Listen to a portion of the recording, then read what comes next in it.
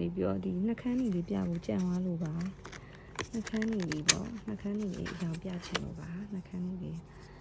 အလုံးဝပဲเนาะသူကငန်ခွန်ဆိုရွှေရ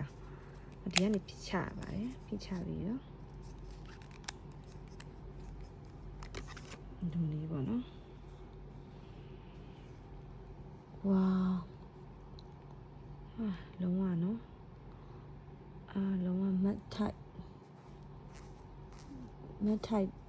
ကိုမှတော့ဘာအကြောင်းလေးလဲဆိုတော့ချက်ကြည့်လိုက်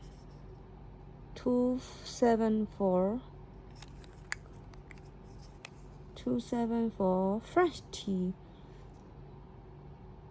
intimate ဘောနော်l'absolu roche 274 French tea intimate matte ဆိုတဲ့ color လေးပါအရန်လာပါတယ်ကျေးဇူးပါ